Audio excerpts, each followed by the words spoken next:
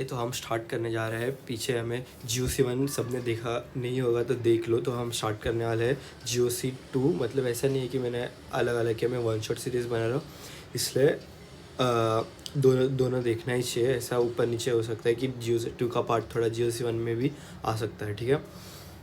तो यहाँ से अभी बहुत स्टूडेंट्स को मतलब ऐसा डाउट आता है या फिर बोलते हैं ना कि क्या करना है आगे, कि ये कंपाउंड है या फिर तो क्या करना है।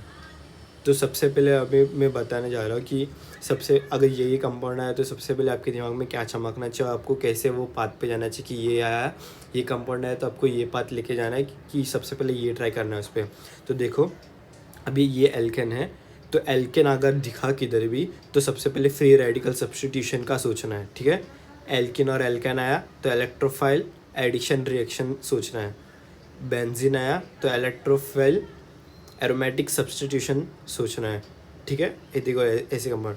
एल्काइल हैलाइड अल्कोहल ईथर आया तो न्यूक्लियोफिलिक सब्स्टिट्यूशन रिएक्शन सोचना है। अल्डिहाइड और कीटोन आया तो न्यूक्लियोफिलिक एडिशन रिएक्शन सोचना है। Carboxylic acid and it's derivative आया तो NaR फॉलोड बाय एलिमिनेशन, ठीक है। NaR मतलब न्यूक्लियोफिलिक एडिशन रिएक्शन, तो ये याद रखना, ठीक है। एल्केन आया तो फ्री रेडिकल सब्स्टिट्यूशन दिमाग में आना चाहिए। एल्केन और एल्काइन दिखा तो सबसे पहले इलेक्ट्रोफिलिक एडिशन रिएक्शन दिखना चाहिए। बेंजीन आया तो इलेक्ट्रोफाइल एरोमेटिक सब्स्टिट्यूशन दिखना चाहिए। एल्काइल हैलाइड अल्कोहल ईथर आया तो न्यूक्लियोफाइल सब्स्टिट्यूशन रिएक्शन आना चाहिए दिमाग में। एल्डिहाइड कीटोन आया तो न्यूक्लियोफिलिक एडिशन रिएक्शन आना चाहिए और दिमाग में। और carboxylic acid and it's derivative आया तो NaR फॉलोड बाय एलिमिनेशन। तो ये याद रखना है कि ये आया तो सबसे पहले ये चमकना चाहिए। अगर इसका आपको एग्जांपल चाहिए तो मैं पिछले GOC में कोई एग्जांपल यूज़ किया था, तो उसमें मैंने बताया था कि इसको electrophilic addition reaction, aromatic substitution, nucleophilic substitution इसको ऐसा ऐसा बोलते हैं, ठीक है। तो 6 तो लेक्चर में देख सकते हो। अभी देखो ये स्टेबल जो होता है वो सबसे लीस्ट रिएक्टिव रहता है when we consider it as a reactant. देखो अभी देखो ये क्या है, देखो डबल बॉन्ड है तो क्या है, एल्किन एल्काइन है, तो क्या सोचना है, electrophilic addition reaction. Electrophilic addition reaction ये क्या है, इलेक्ट्रोफाइल है तो इलेक्ट्रॉन को लव करेगा, तो ये क्या खुद क्या रहेगा, पॉजिटिव रहेगा, तो इलेक्ट्रॉन की कमतरता रहेगा इसके पास या फिर, ठीक है। तो ये क्या करेगा, अटैक करेगा। तो देखो सबसे स्टेबल कार्बोकैटायन बना है। देखो most stable carbocation mores reactivity of alkene, ठीक है। अब ये आपको क्या लगता है कि सबसे अगर ये स्टेबल है, स्टेबल कार्बोकैटायन बन रहा है तो ये फिर रिएक्ट क्यों कर रहा है। तो देखो ये इंटरमीडिएट बनता है, ठीक है। ये बहुत कम टाइम के लिए बनता है। तो ये लाइन का मतलब क्या रहता है, देखो अगर स्टेबल कार्बोकैटायन बन रहा है तो रिएक्टिविटी एल्किन की बढ़ती है, ठीक है। कार्बोकैटायन की रिएक्टिविटी नहीं, रिएक्टिविटी ऑफ एल्किन ज़्यादा होती है, ठीक है, याद रखो। ये है अभी देखो SN1, देखो SN1 में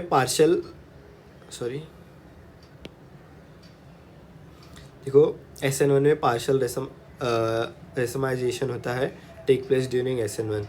देखो पार्शल में क्यों बोला, देखो आपने देखा रहेगा SN1 में न्यूक्लियोफिलिक सब्स्टिट्यूशन, पता है ना किस में होता है nucleophilic substitution reaction, alkyl halide alcohol और ईथर में, ठीक है, याद रखो। ये पार्शल क्यों बोला है, देखो बैक साइड से ज़्यादा अटैक होता है क्योंकि सामने वाला में X का थोड़ा रिपल्शन मिलेगा न्यूक्लियोफाइल को।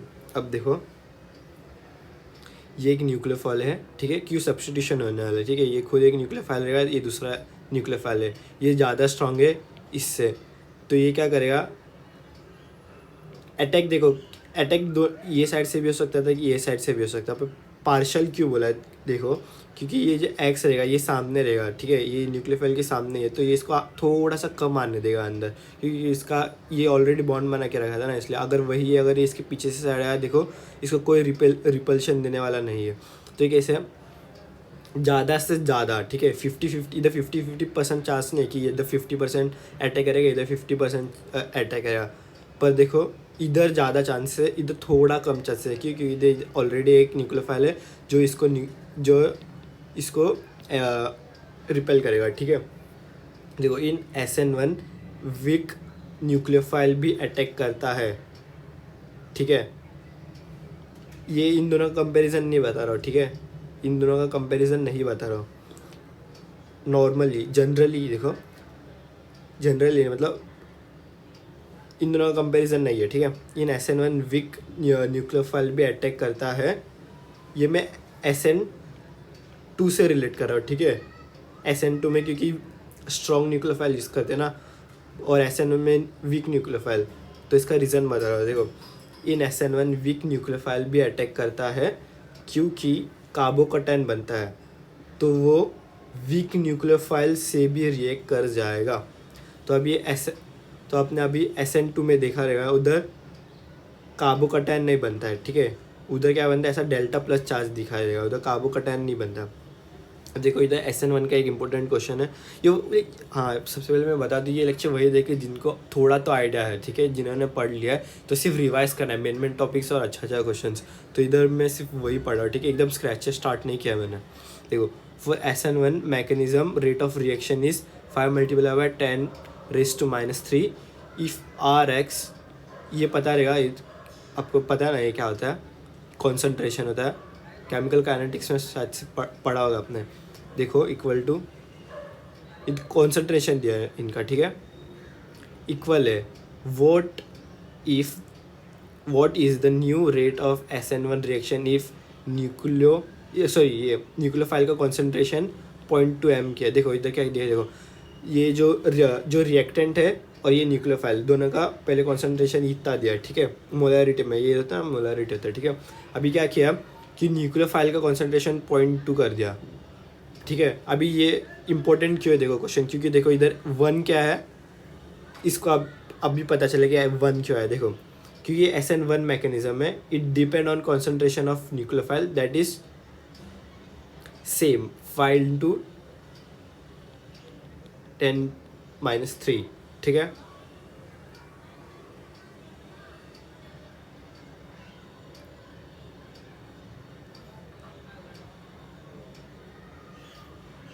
अब देखो इधर देख लेना, मैं डाउट बता दूंगा, ये न्यूक्लियोफाइल आएगा या फिर रिएक्टेंट आएगा, ठीक है, पर दोनों में से एक ही रहेगा, ठीक है, याद रखो, इसलिए चेंज नहीं हुआ है, ठीक है। नेक्स्ट आते हैं,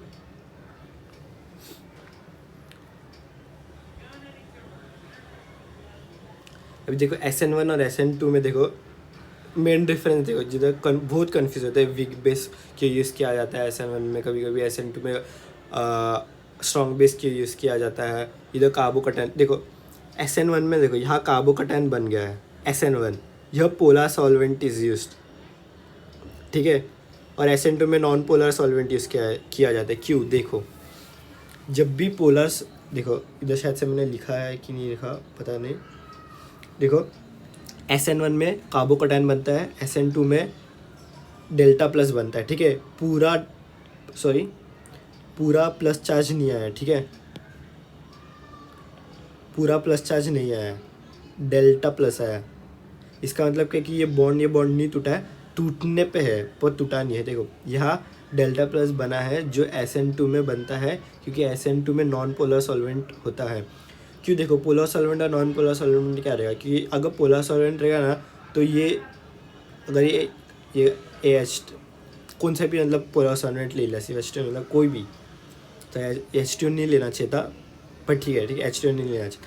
देखो पोलर सॉल्वेंट अगर मैंने लिया है तो ये क्या करेंगे, इन दोनों का बॉन्ड है ना ये तोड़ने का कोशिश करेंगे, पोलर सॉल्वेंट लिया तो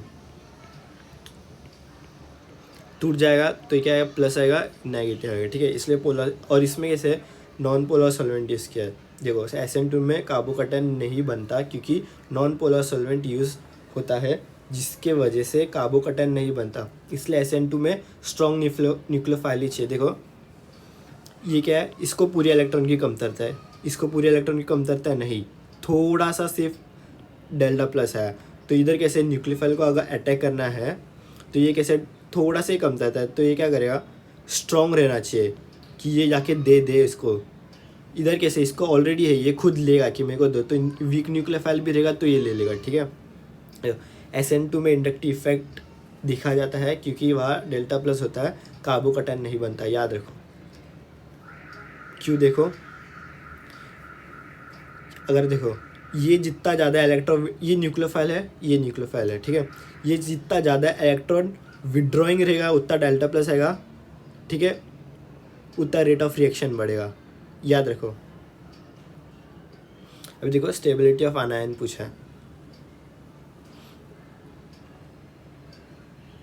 देखो ये रेजोनेंस में जा रहा है, क्रॉस रेजोनेंस में जा रहा है, पता है ना,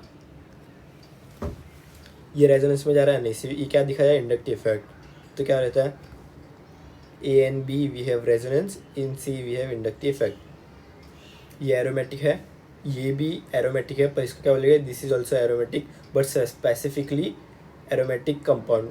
बच्चे क्या सोचते हैं, ओहो इसमें ये सिर्फ ऐसा ऐसा है, इसमें नहीं है, तो ये एरोमेटिक है कि नहीं, तो ये भी एरोमेटिक कंपाउंड ही बोला जाएगा, ठीक है। और एक देखो ये किधर ना किधर तो आपको क्वेश्चन में दिख जाएगा, this is also aromatic because it exist in ionic state, ठीक है।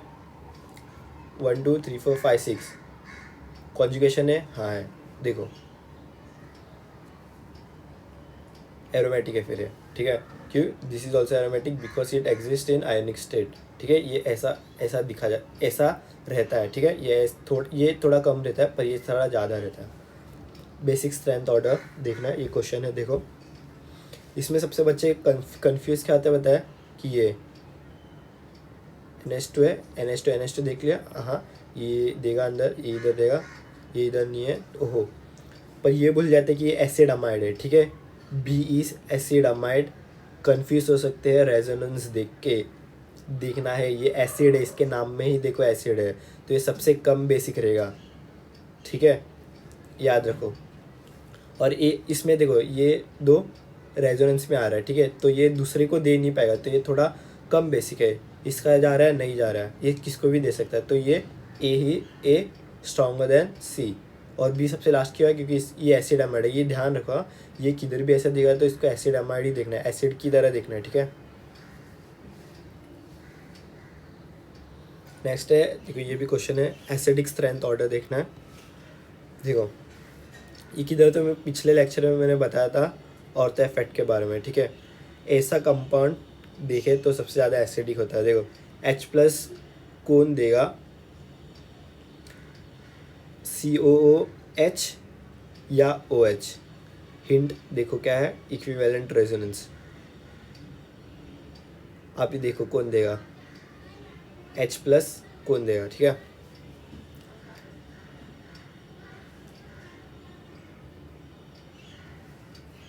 नेक्स्ट देखो बेसिक स्ट्रेंथ देखना है, इधर भी देखो ऑर्थो इफेक्ट ऑफ एनिलीन का देखो, कंफ्यूज हो सकते हो, पिछले लेक्चर में मैंने लिया था,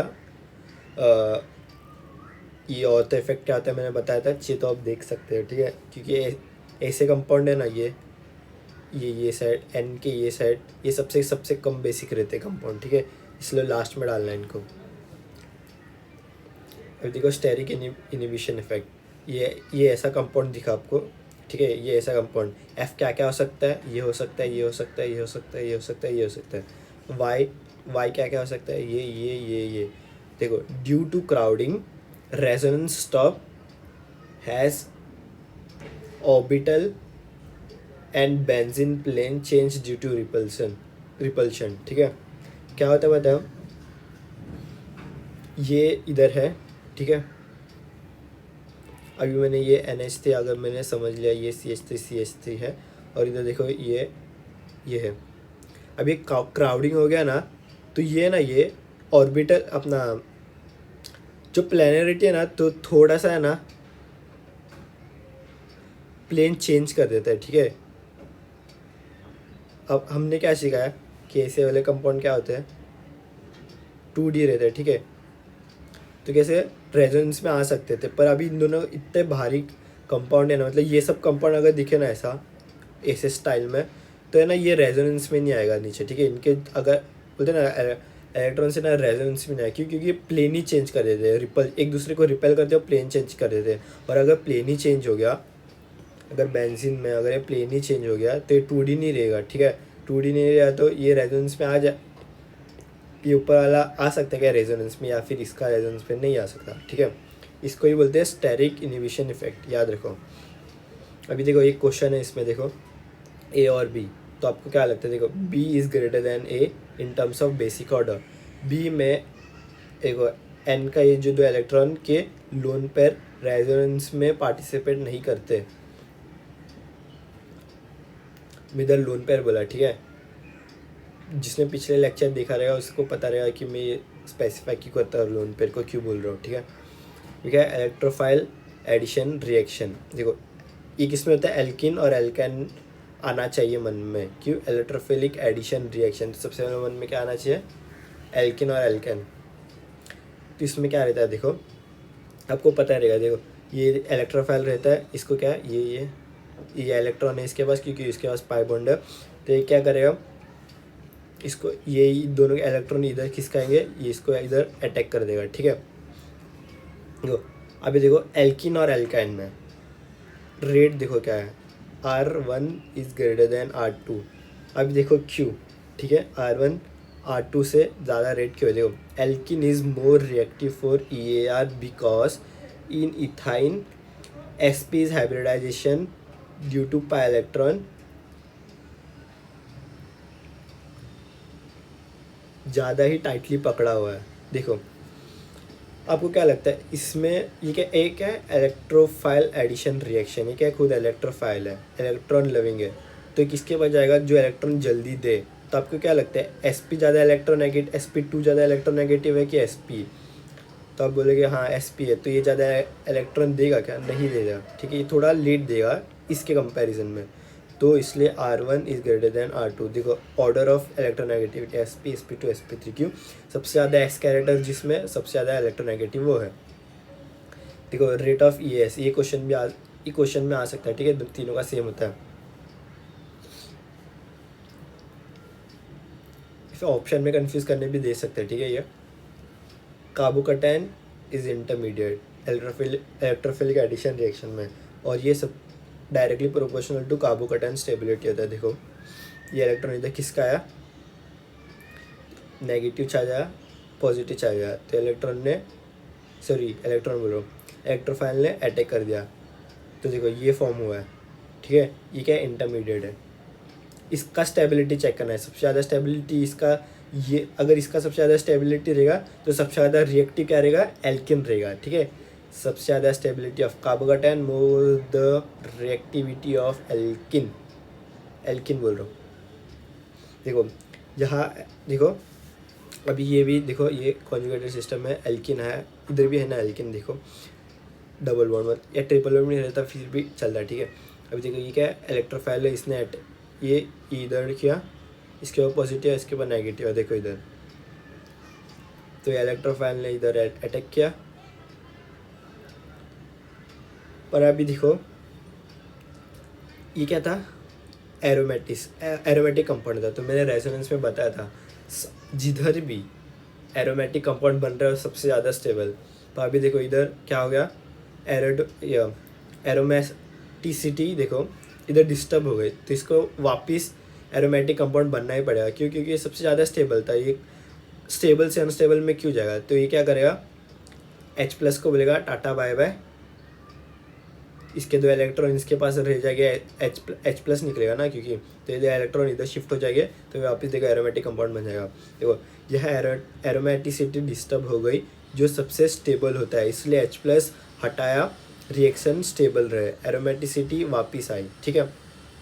क्योंकि देखो एरोमेटिक कंपाउंड सबसे स्टेबल होते हैं, ठीक है, तो अगर ये उनको ही स्टेबल हो गया तो ये अनस्टेबल के पास रिएक्शन जाएगा, जो कि वैलिड नहीं है, ठीक है, अनस्टेबल में रिएक्शन कभी नहीं जाता, तो क्या रहेगा, क्योंकि बनेगा ही नहीं, क्योंकि अनस्टेबल है, ये वापस रिएक्ट करके कुछ ना कुछ तो बन जाएगा, तो ये क्या करेगा, H+ को बोलेगा टाटा बाय बाय, इसका electron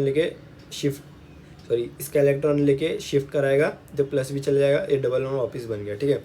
aromatic compound on electrophilic addition reaction is followed by substitution of H+, इसी को इलेक्ट्रोफाइल एरोमेटिक सब्सटीट्यूशन बोलते हैं।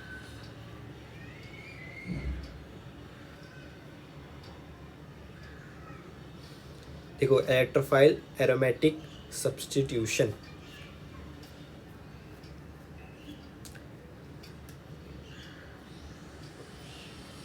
देखो सब्स्टिट्यूट हुआ कि नहीं,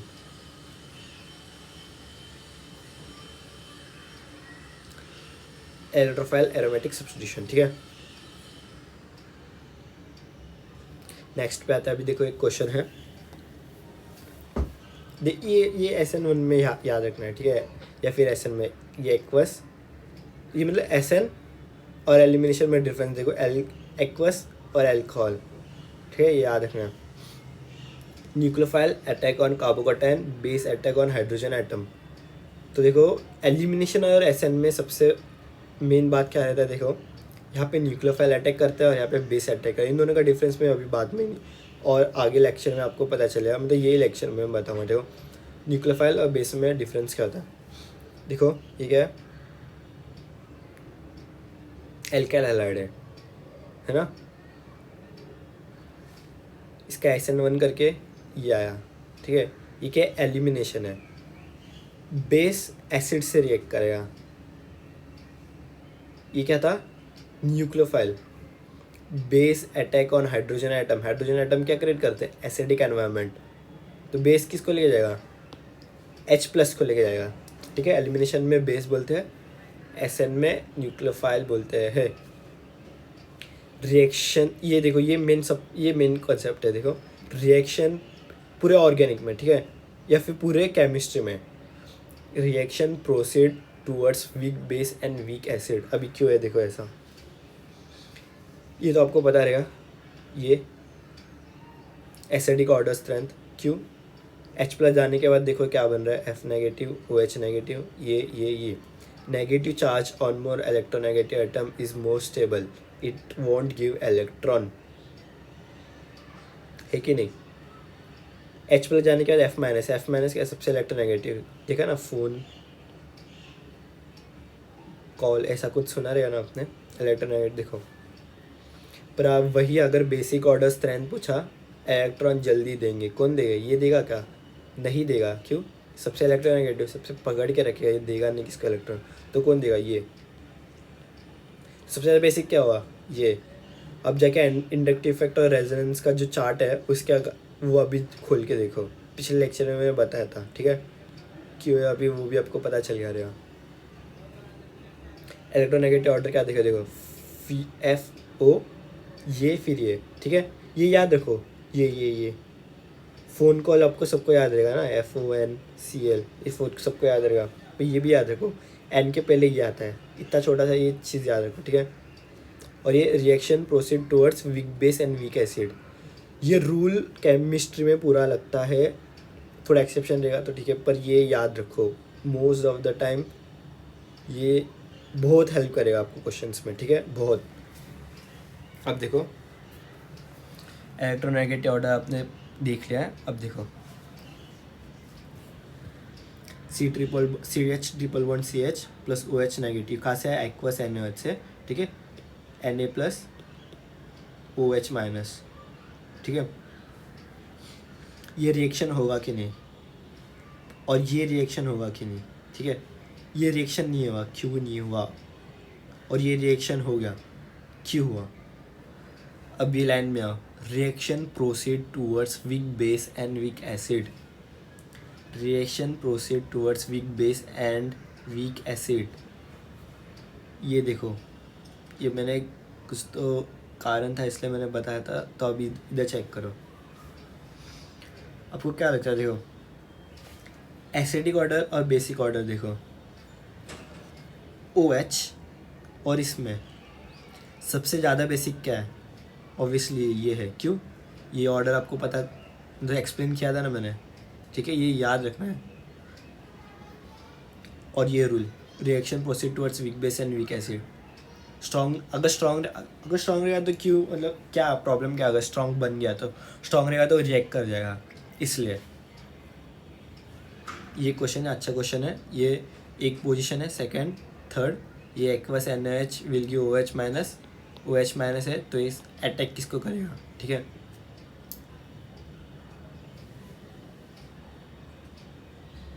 क्या लगता है किसको करेगा, किसका H+ लेके जाएगा, इधर में न्यूक्लियोफाइल, ये एलिमिनेशन और SN1 का ये याद नहीं रखना, ठीक है। इधर ये अल्कोहल और एक्वस, ये इधर याद नहीं रखना है। Base attack on hydrogen atom हमेशा।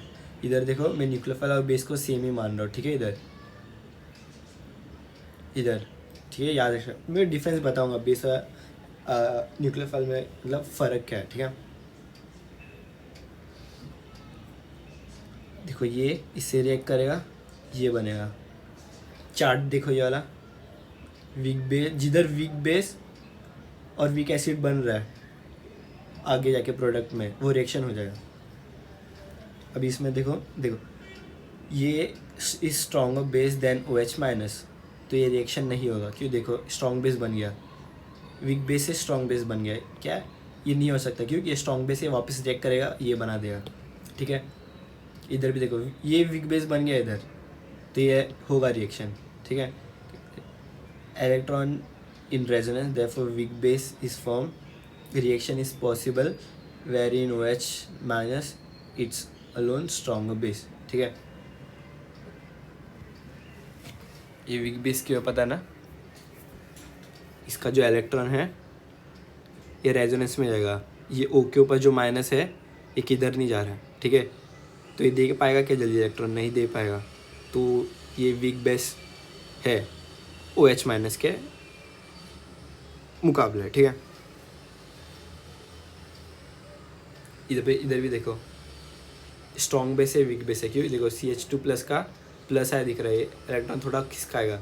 इधर कोई नहीं है खिसकाने के लिए, O माइनस के ऊपर और इलेक्ट्रॉन कोई नहीं दे रहा है, ठीक है। प्लस है इफेक्ट देखो।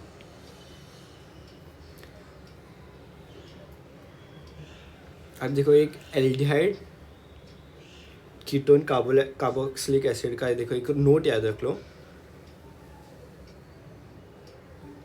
पूरे एल्डिहाइड और कीटोन और कार्बोक्सिलिक में याद रखना कि ये बनना चाहिए,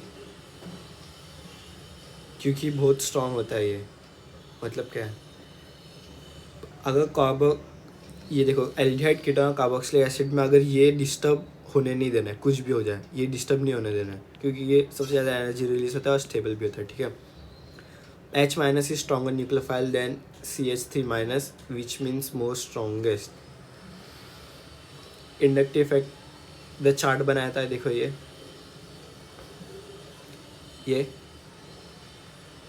सबसे ज़्यादा स्ट्रॉन्ग न्यूक्लियोफाइल H माइनस होता है, उसके बाद CH3 माइनस आएगा, याद कर लो। अभी देखो न्यूक्लियोफिलिक एडिशन रिएक्शन, ठीक है।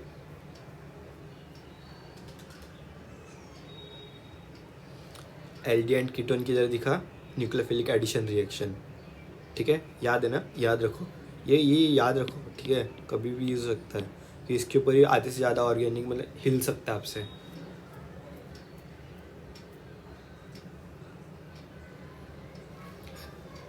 अब देखो ये क्या न्यूक्लियोफाइल है, क्या करे O, क्या करे O और C में सबसे ज़्यादा इलेक्ट्रोनेगेटिव क्या है? O है, तो इलेक्ट्रॉन खींचेगा, इसके ऊपर प्लस है, न्यूक्लियर के अटैक किया। अब देखो ये C डबल बॉन्ड डिस्टर्ब हो गया, ये रूल है, ठीक है, याद रखना। C डबल बॉन्ड बनना ही चाहिए वापस, ठीक है, क्योंकि बहुत स्ट्रांग होता है और एनर्जी रिलीज करता है। अब देखो ये न्यूक्लियोफाइल आ गया, ये H माइनस निकलेगा क्या? आपको क्या लगता है निकल सकता है? नहीं निकल सकता। क्यों? क्योंकि ये सबसे स्ट्रॉन्गेस्ट न्यूक्लियोफाइल है, इससे ज़्यादा स्ट्रॉन्गेस्ट कोई है ही नहीं, कोई भी होने दो, नहीं है, इलेक्ट्रॉन है सिर्फ, ठीक है। तो आपको क्या लगता है ये न्यूक्लियोफाइल इसको सब्स्टिट्यूट कर पाएगा H माइनस को? नहीं कर पाएगा, क्योंकि सबसे ज़्यादा स्ट्रॉन्ग न्यूक्लियोफाइल है। अगर कर भी दे तो ये वापस अटैक करेगा और इसको हटा देगा, ठीक है, पर नहीं करता, ठीक है। देखो इधर भी मैंने लिखा है नॉट पॉसिबल, क्योंकि H माइनस सबसे स्ट्रॉन्गेस्ट बेस बन रहा है, कि होता है वो H माइनस सबसे स्ट्रॉन्गेस्ट बेस। अब इधर भी रिएक्शन में देखो ये न्यूक्लियोफाइल है, अटैक किया, सेम ये रिएक्शन मैकेनिज्म में। So according to note C double carbonyl intact रहना चाहिए, इसलिए X माइनस निकलेगा, क्योंकि NS, हाँ इसमें भी ये देखो अगर ये स्ट्रॉन्गर रहेगा ना तो ये निकलेगा, ठीक है। ये स्ट्रॉन्ग रहना चाहिए, ये न्यूक्लियोफाइल स्ट्रॉन्ग रहना चाहिए X माइनस के मुकाबले इन टर्म्स ऑफ बेस, ठीक है, या फिर न्यूक्लियोफिलिक ऑर्डर, ठीक है। X minus is strong nucleophile than X minus, sorry N nucleophile is stronger, ये N U negative stronger nucleophile than X minus.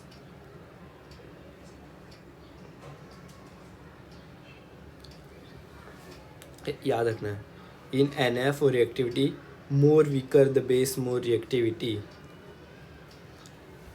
ये सबसे सबसे वीक जी अगर रहेगा ना ये तो सबसे ज़्यादा रिएक्टिविटी बढ़ेगी, ठीक है। एन का रिएक्टिविटी ये सबसे वीक रहना चाहिए, और जो कार्बोकैटायन बनेगा वो जितना अनस्टेबल उतना रिएक्टिविटी ऑफ एन एल्ट्रोफिलिक एडिशन में क्या पढ़ा था, कार्बोकैटायन स्टेबल है तो सबसे ज़्यादा रिएक्टिविटी, ठीक है। पर इधर क्या है, ये दो या पॉइंट याद रखना है न्यूक्लियोफिलिक एडिशन रिएक्शन में कि ये वीक रहना चाहिए जितना ज़्यादा, क्योंकि रिलेट करना आएगा ना तो ये याद रखना, जितना वीक ये रहेगा जितना जल्दी निकलेगा ये उतना ज़्यादा रिएक्टिविटी रहेगा, ये निकलेगा तो एक कार्बोकैटायन बनेगा, ठीक है। देखो ये कार्बोकैटायन बनता है तो जितना बोलते हैं ना अनस्टेबल कार्बोकैटायन बनेगा उतना जल्दी ये वापस इधर इलेक्ट्रॉन मतलब खिसकाएगा इलेक्ट्रॉन, ठीक है, और वापस ये बन जाएगा, एनर्जी रिलीज होगा स्टेबल, ठीक है। इसमें देखो एन में कार्बोकैटायन कम स्टेबल रहना चाहिए, इलेक्ट्रोफिलिक एडिशन रिएक्शन में कार्बोकैटायन ज़्यादा स्टेबल होना चाहिए, ठीक है। तो इधर ये पॉइंट याद रख लो, जो कार्बोकैटायन बनेगा वो जितना अनस्टेबल उतना रिएक्टिविटी ऑफ एन याद रख लो। बता दिया शायद से मैंने reason. Free radical substitution occur in presence of HU और HBr पेरोक्साइड और NBS और SO2Cl2 ऑन एल्डिहाइड कार्बन। अभी क्या अभी अगर आपको टाइम रहेगा हाइड्रोकार्बन निकाल के चेक करो ये, और ये एल्किन में हो रहा है कि एल्काइन में हो रहा है चेक करो, दोनों में भी नहीं रहेगा, क्यों, इधर मैंने बताया था शायद से, किस में होता है ये, सिर्फ एल्किन में होता है फ्री रेडिकल सब्स्टिट्यूशन,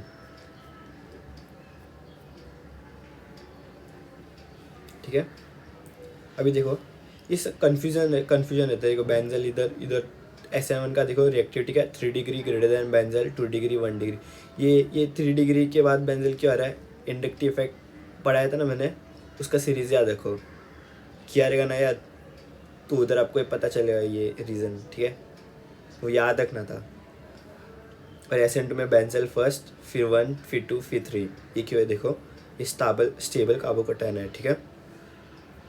इधर क्या बनता है, इधर कार्बोकैटायन बनता है, ठीक है, स्टेबल, क्यों रेजोनेंस में जा रहा है, ये रेजोनेंस क्या बढ़ाता है स्टेबिलिटी, पर इधर देखो डेल्टा प्लस बनता है, इधर कार्बोकैटायन नहीं बनता, SN2 में कार्बोकैटायन नहीं बनता, डेल्टा प्लस बनता है, जितना डेल्टा प्लस बनेगा उतना स्ट्रॉन्ग बेस आके अटैक कर सकता है, क्योंकि डेल्टा प्लस ज़्यादा बन रहा है, ठीक है।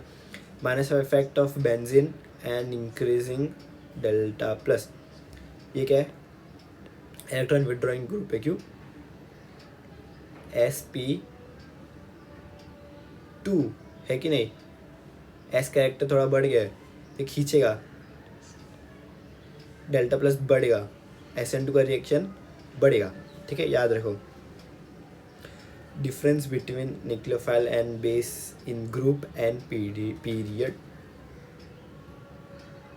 याद रख लो। अभी देखो याद मतलब मैं समझाऊंगा, वो देखो ध्यान से सुना, बहुत इंपॉर्टेंट है। देखो पीरियड में देखो ल्यूइस बेस और न्यूक्लियोफाइल का देखो ऑर्डर सेम है, हाँ है, सो we can say in period that Lewis base as nucleophile, हाँ ठीक है मान लिया। पता है ना बेस क्यों बोल रहा हूँ, ल्यूइस बेस का ये ऑर्डर ये क्यों है, ये याद है ना, ये बताया था। H प्लस देने के बाद सबसे ज़्यादा स्टेबल कार्बन आयन कौन सा रहता है, बन रहा है तो सबसे ज़्यादा एसिड होता है, देखो ये H प्लस दिया तो ये बन गया, F सबसे ज़्यादा इलेक्ट्रोनेगेटिव है तो ये माइनस इसके ये अच्छे से संभल रहा है, H प्लस देखे F माइनस माइनस F ये माइनस को अच्छे से संभल रहा है तो ये HF सबसे ज़्यादा एसिडिक हो गया, पता रहेगा ना ये कंसेप्ट। देखो इधर ये देखो ल्यूइस बेस, देखो ये न्यूक्लियोफाइल भी है, सो we can say in period Lewis base as nucleophile, but in group में देखो क्या चेंज आता है, ल्यूइस बेस का ऑर्डर ये है पर न्यूक्लियोफाइल का ये होगा। अब क्या क्या झोल हुआ, क्यों ऐसा? पीरियड में देखो याद रखना कि सेम ही रहेगा, ग्रुप में क्या हुआ? अब देखो कंसेप्ट, न्यूक्लियोफाइल आया तो दिमाग में सॉल्वेशन आना चाहिए, मतलब पानी में या पानी जैसे पोलर सॉल्वेंट। जब देखो मैं पानी जैसे, देखो उधर में भी मैंने पहले देखो एग्जांपल में पानी सिर्फ बोला था, पानी में मतलब बाद में मैं नहीं क्यों बोला, क्योंकि देखो पानी के अलावा और भी पोलर सॉल्वेंट रहते हैं, वो आपको दिख सकते हैं क्वेश्चन में, तो आपको क्या एक दिमाग में बैठ जाए कि पानी मतलब पोलर सॉल्वेंट, सिर्फ पानी पोलर सॉल्वेंट रहता है। तो बहुत सारे अलग भी कंपाउंड होते हैं जो पोलर रहता है। मैं आपको एक असाइनमेंट नहीं, आपके लिए कुछ तो देता कि कितने भी पोलर सॉल्वेंट है आपके बुक में, वो ढूंढ के निकालो, ठीक है। जब तलक खुद को, अभी देखो आगे बढ़ते हैं, पोलर सॉल्वेंट जब तलक खुद क्वेश्चन में नहीं दिया हो, condition is non polar solvent. देखो न्यूक्लियोफाइल आया तो दिमाग में सॉल्वेशन आना चाहिए, मतलब पानी में या पानी जैसे पोलर सॉल्वेंट, जब तलक खुद क्वेश्चन में दिया ना हो कि नॉन पोलर सॉल्वेंट है। देखो सॉल्वेशन क्या आता है, देखो F minus high electron density due to small size, but in water its electron density decreases because water H delta plus charge neutralize electron density, making it less nucleophile नहीं nucleophile. देखो क्या आता है, ये H2 है, देखो delta plus delta negative, electronegative है, del plus delta negative, F minus पानी में, तो क्या करेगा, अट्रैक्शन होगा कि नहीं, इलेक्ट्रॉन डेंसिटी सबसे ज़्यादा है, थोड़ा अट्रैक्शन होगा, और सबसे छोटा भी है तो सबसे ज़्यादा सराउंडेड भी इसको ही हो गया, ठीक है, क्योंकि इलेक्ट्रॉन डेंसिटी सबसे ज़्यादा है तो डेल्टा प्लस भी सबसे ज़्यादा इसके आसपास ही रहेगा। क्लोरीन थोड़ा हाइट बढ़ा इसका, मतलब हाइट मतलब थोड़ा हाइट नहीं, थोड़ा और बढ़ा हुआ, डेंसिटी कम हुई। Br और बढ़ा, देखो और बढ़ा हुआ और डेंसिटी कम हुई। I माइनस और बढ़ा हुआ और डेंसिटी कम हुई, और कम H डेल्टा प्लस अट्रैक्ट होने, देखो in period electron density remain almost same due to small change in size, but in group large size differences in, ठीक है, ये याद रखना है। इलेक्ट्रॉन डेंसिटी, इधर इलेक्ट्रॉन डेंसिटी का खेल है, तो देखो electron density F minus Cl minus Br minus H minus, ठीक है। इलेक्ट्रॉन डेंसिटी इन वाटर और polar solvent I minus Br minus Cl minus F minus, क्यों F माइनस इधर लास्ट में क्यों गया, इलेक्ट्रॉन डेंसिटी सबसे ज़्यादा होते भी, क्योंकि डेल्टा प्लस आया और इसकी इलेक्ट्रॉन डेंसिटी कम कर दी है। इलेक्ट्रॉन डेंसिटी F माइनस की सबसे ज़्यादा क्यों थी, क्योंकि ये स्मॉल साइज था, ठीक है, ये भी याद रखना है, ये सब रिकलेक्ट करना है, ठीक है। मतलब हर क्वेश्चन क्यों, मतलब ये क्यों हो रहा है ये आपको पता होना चाहिए कि कॉन्फिडेंस बढ़ता है। Electron density in non polar solvent, अभी देखो इधर नॉन पोलर यूज़ किया है, पोलर यूज़ नहीं किया है, क्या नॉन पोलर, तो देखो यही आएगा order, because nothing is there to neutralize electron density, ठीक है, बेस का भी और न्यूक्लियोफाइल का भी। पर देखो ये कंसेप्ट याद रखो, न्यूक्लियोफाइल आया तो दिमाग में सॉल्वेशन आना चाहिए, मतलब पानी में या पानी जैसे पोलर सॉल्वेंट, याद रखो, जब तक खुद क्वेश्चन में दिया ना हो कंडीशन की इन नॉन पोलर सॉल्वेंट में है, ठीक है, याद रखो। तो ठीक है, इतना ही, टाटा बाय बाय, ठीक है।